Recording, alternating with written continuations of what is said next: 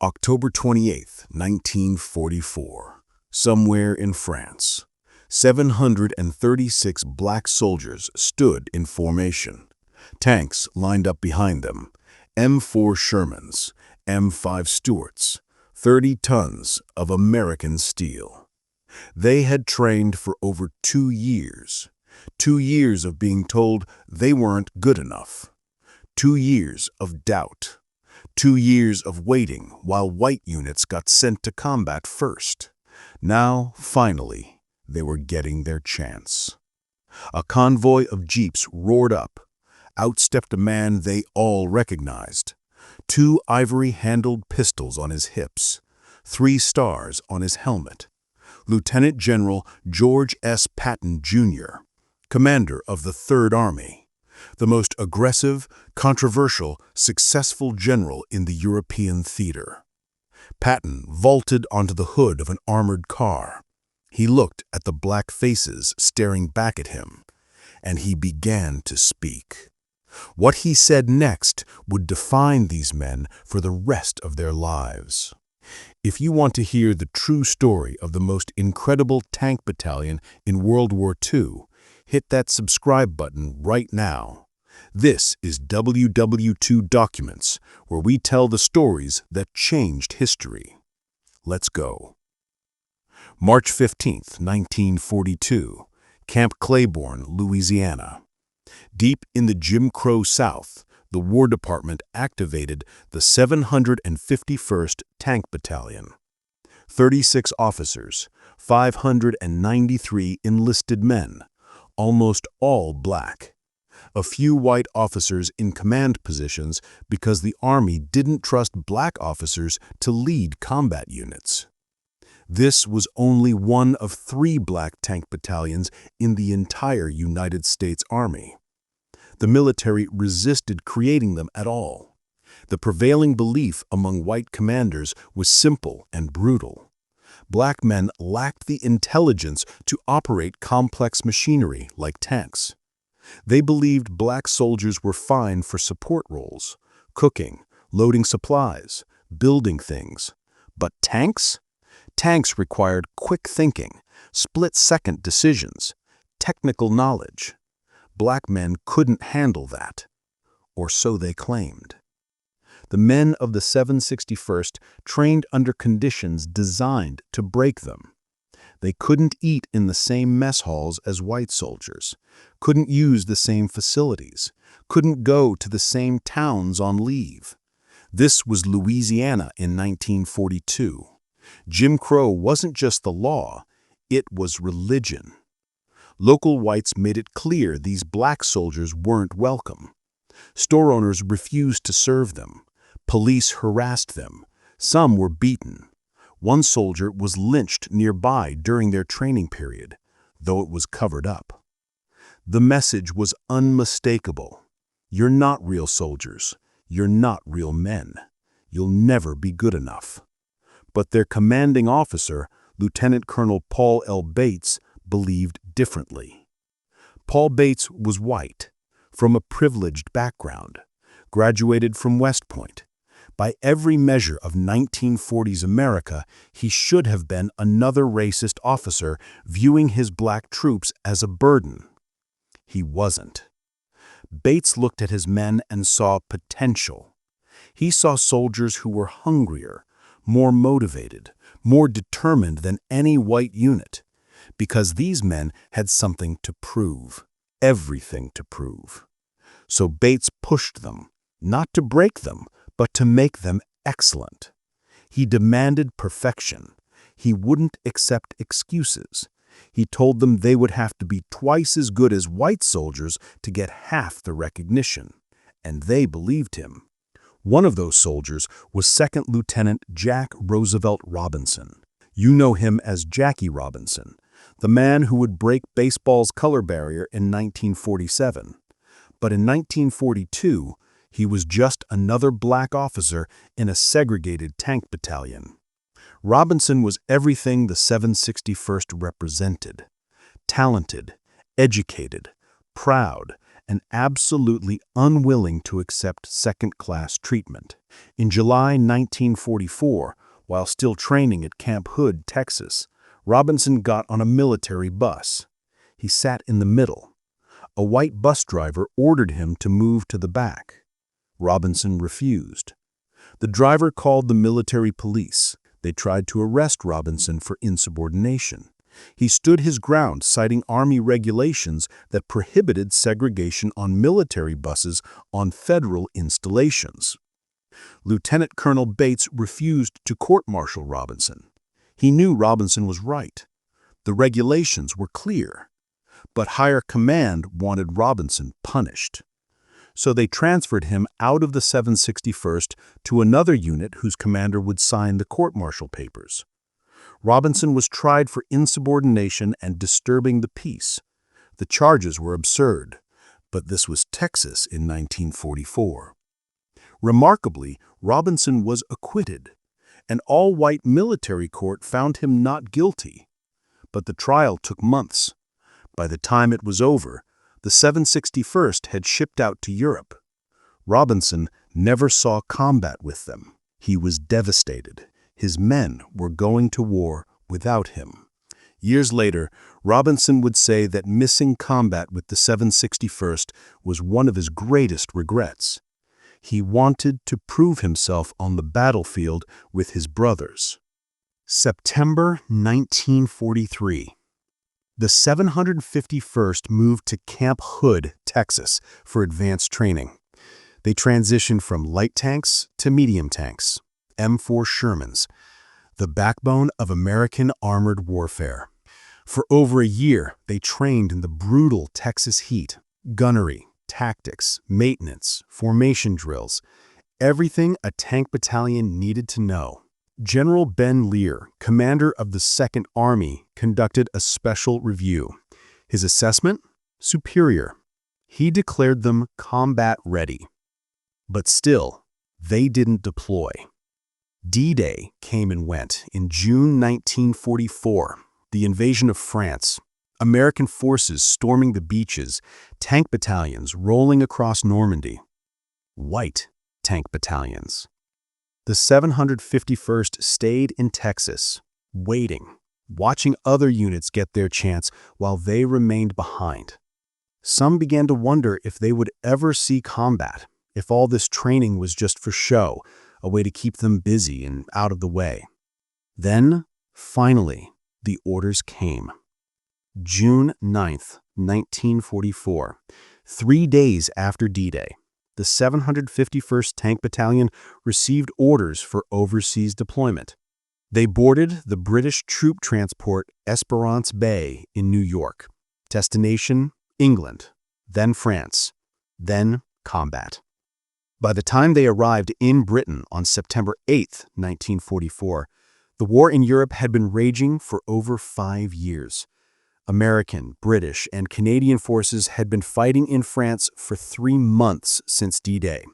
The 751st had missed the initial invasion, but they were about to enter a war that was far from over. October 28, 1944. The moment that defined everything. General George S. Patton stood before the 751st Tank Battalion. His 3rd Army was racing across France, pushing toward Germany. He needed reinforcements. He needed tanks. The only available unit was the 751st, all black. Patton had his doubts. Like most officers of his generation, he harbored deep prejudices about black soldiers. But he needed tanks, so he requested them.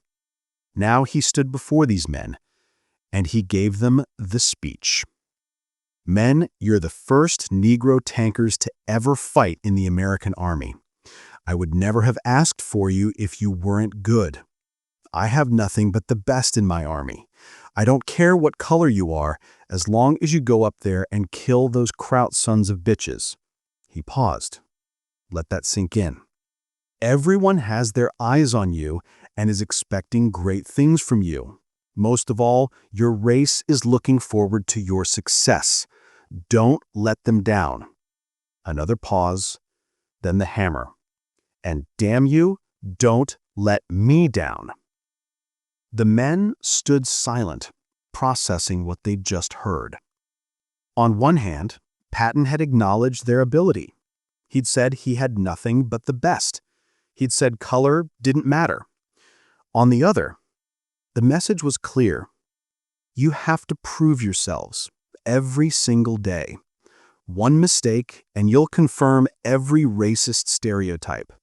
The weight of your entire race rests on your shoulders. No pressure. One soldier later said, "We knew what he meant. We had to be perfect. White units could make mistakes and be fine. We couldn't afford one mistake."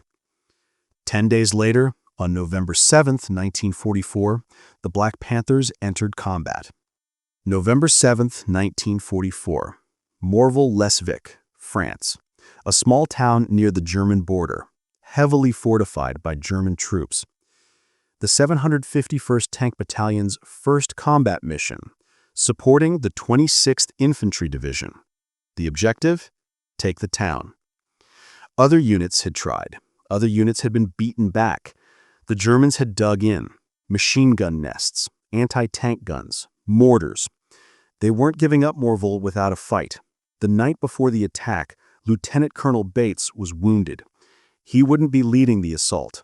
Instead, the first thrust into combat would be commanded by African-American Captain John D. Long of B Company, a black officer leading black tankers in their first battle. The symbolism wasn't lost on anyone. Dawn, November 7th, the Shermans rolled forward. Sergeant Roy King's tank led the charge. German machine guns opened fire immediately. Bullets ricocheted off the tank armor. Then came the anti-tank guns. Boom. The distinctive crack of German 88s. King's tank kept moving. Behind him, more Shermans. The Black Panthers were coming. Captain Long later recalled, "I am sure my men thought I was a bastard and hated my guts, but they followed me. They followed him straight into hell." Staff Sergeant Reuben Rivers commanded another Sherman in the assault.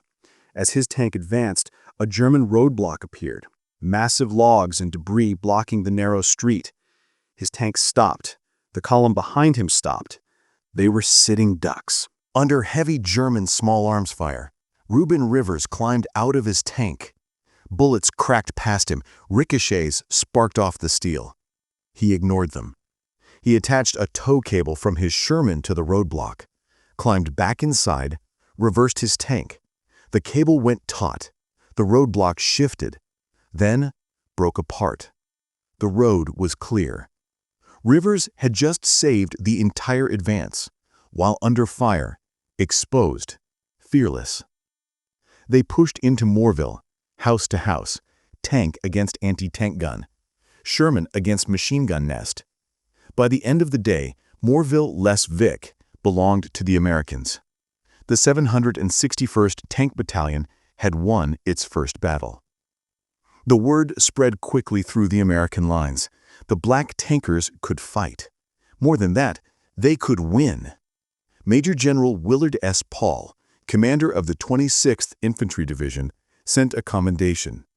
"I consider the 761st Tank Battalion to have entered combat with such conspicuous courage and success as to warrant special commendation." But there was no time to celebrate, because what came next would test them beyond anything they imagined. They would fight for 183 consecutive days in combat. No relief, no rotation, no break. Let me say that again. 183 straight days on the front lines. Most American units rotated off the front lines every few weeks. A month of combat was considered brutal. 6 weeks was extraordinary. The Black Panthers fought for 6 months without a single day off.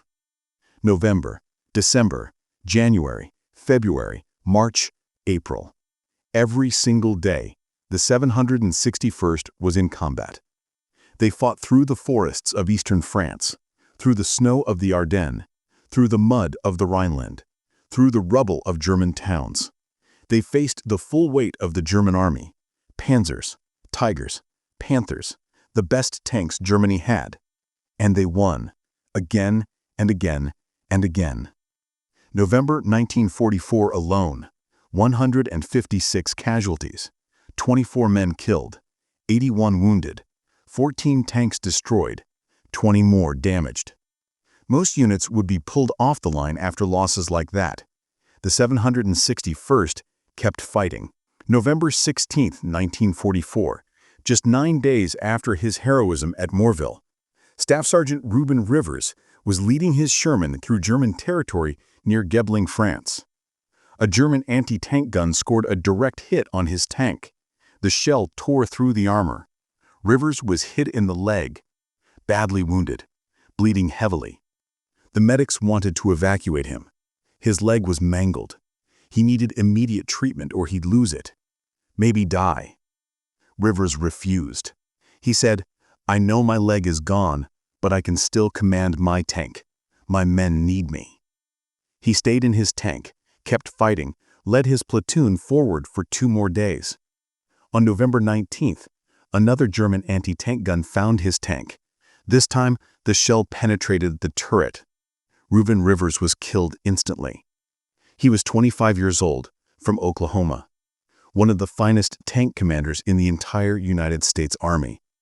For his actions, he would eventually receive the Medal of Honor, but it would take 52 years. He received it posthumously in 1997. December 16, 1944, the Ardennes Forest, Belgium. Hitler launched his last great gamble in the West, Operation Watch on the Rhine, what the Americans would call the Battle of the Bulge. Over 200,000 German troops, hundreds of tanks, a massive surprise offensive designed to split the Allied armies and capture the port of Antwerp.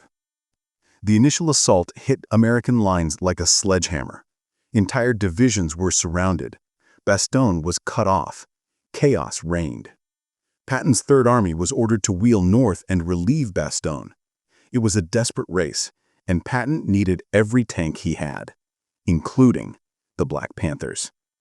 The weather was brutal, below zero, snow and ice everywhere, visibility near zero, the worst winter in decades. Tank combat in those conditions was hell. Engines wouldn't start, tracks froze, gun mechanisms jammed, fingers froze to metal. The 761st fought through it all. One particularly clever moment, German soldiers had been disguising themselves as Americans, infiltrating checkpoints, causing chaos. Patton solved this problem by posting black soldiers at every checkpoint. His logic was grimly effective. Any white soldier at a checkpoint acting suspicious could be shot as a German infiltrator. Real American soldiers would know the checkpoints were staffed by black troops. The 761st helped secure the perimeter, helped stop the German advance, helped turn the tide.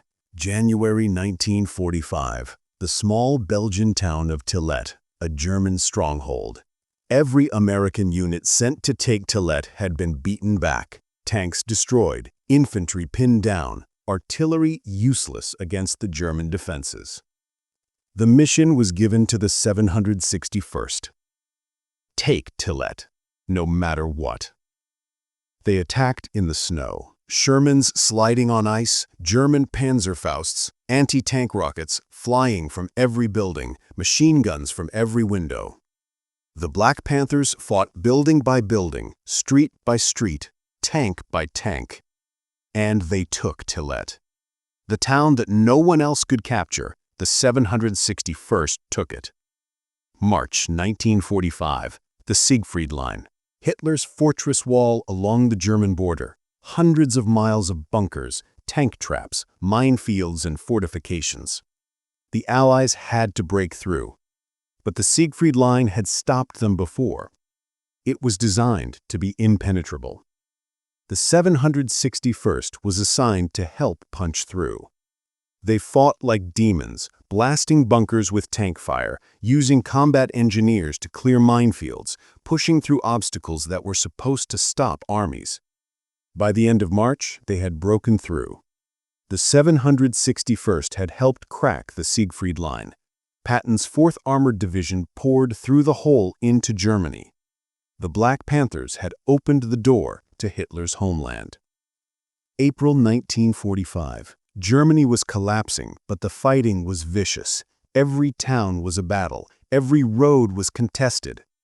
The 761st pushed deeper into Germany. They captured airfields, overran supply depots, destroyed retreating German units. They cruised the Autobahn, the first American tanks on Hitler's famous superhighways. And then they came to something that changed them forever. May 5, 1945, near the small Austrian town of Gunskirchen, the 761st Tank Battalion rolled up to a camp. Barbed wire, guard towers, emaciated figures staggering toward them. Gunskirchen, a subcamp of Mauthausen concentration camp. The Black Panthers were among the first American forces to liberate it. What they found defied description. Thousands of prisoners, barely alive. Skeletons with skin. Bodies stacked like cordwood. The smell of death everywhere. These black soldiers, who had faced discrimination and hatred their entire lives, looked at the survivors of Nazi genocide and understood in a way few others could. They had fought against one form of evil abroad. They recognized it was connected to the evil at home. One soldier later said, "We saw what happens when hate goes unchecked. When people are told they're less than human.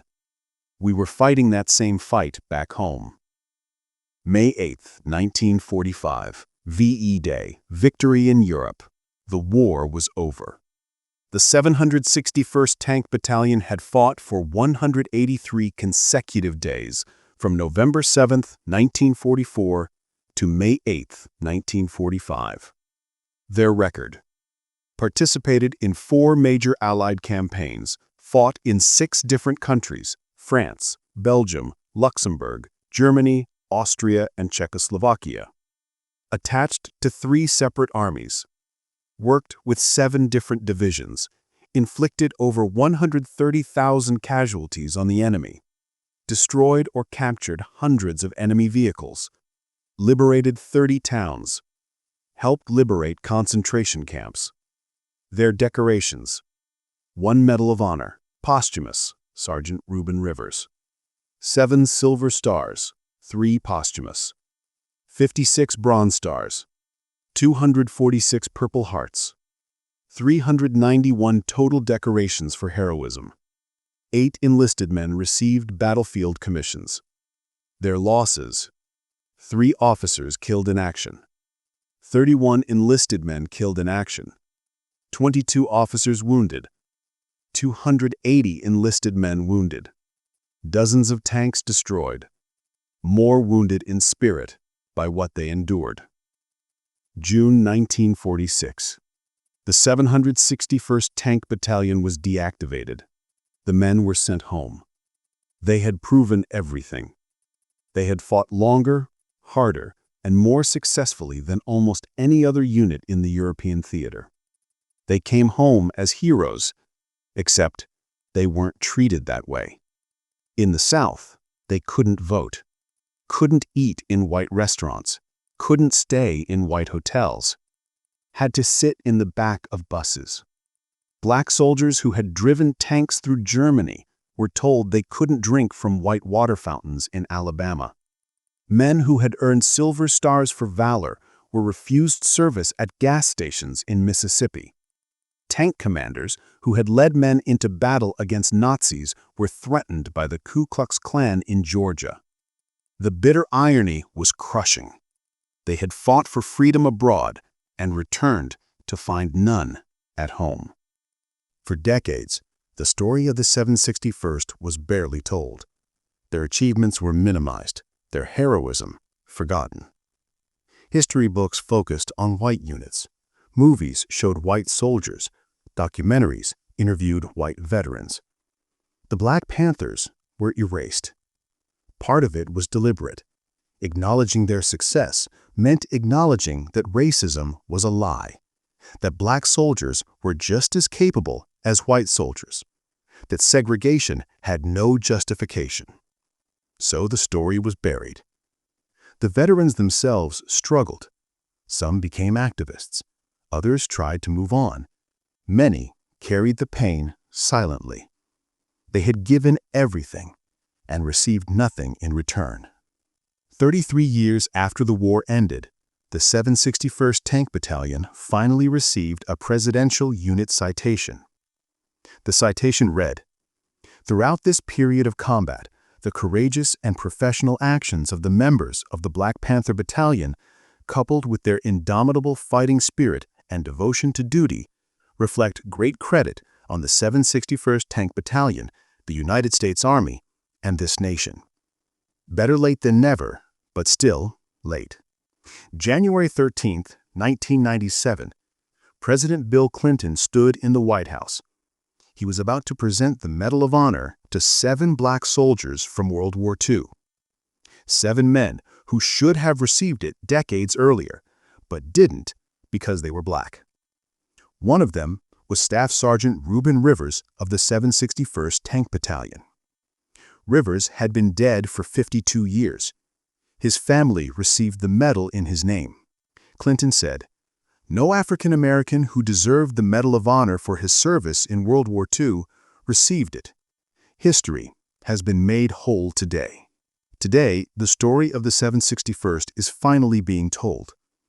Books, documentaries, monuments. There's a memorial at Fort Hood, Texas. Black granite tablets surrounding a life-size sculpture of a 761st tanker. A panther engraved on the back. Museums display their history. Schools teach their story. Veterans groups honor their memory. Most of the original Black Panthers are gone now. The last few survivors are in their 90s. But their legacy lives on. The 761st Tank Battalion proved something that should never have needed proving. They proved that courage has no color, that excellence transcends race, that given the chance, black soldiers would not just succeed, they would dominate. They proved it on the battlefield, in the most brutal, unforgiving test imaginable, for 183 straight days without relief. And still, they had to wait decades for recognition. When the Black Panther Party was formed in 1966, they took their name as a symbol of strength and resistance. But the original Black Panthers were the men of the 761st Tank Battalion. They fought 2 wars simultaneously, one against Nazi Germany, one against American racism. They won both, though the second took much longer. Their motto was, "Come out fighting." And that's exactly what they did, every single day on the battlefield and off it. October 28, 1944. General Patton told them, "Don't let me down." They didn't. They fought for 183 days straight, broke the Siegfried Line, survived the Battle of the Bulge, liberated concentration camps, inflicted over 130,000 casualties on the enemy. They became one of the most decorated units in the entire United States Army. And they did it while facing discrimination from their own country. The men of the 761st Tank Battalion were warriors, heroes, patriots. They deserved better than they got, but they never stopped fighting for what was right. This is their story, the original Black Panthers, the finest tank battalion in World War II. Remember their names, honor their sacrifice, never forget what they overcame. The 761st Tank Battalion, the Black Panthers, come out fighting, 183 days in combat, Patton's finest. If this story moved you, hit that like button right now. Share this video. These men deserve to be remembered. Their story needs to be told. Subscribe to WW2 Documents for more authentic history that doesn't get taught in schools. Drop a comment below. What part of this story hits you the hardest?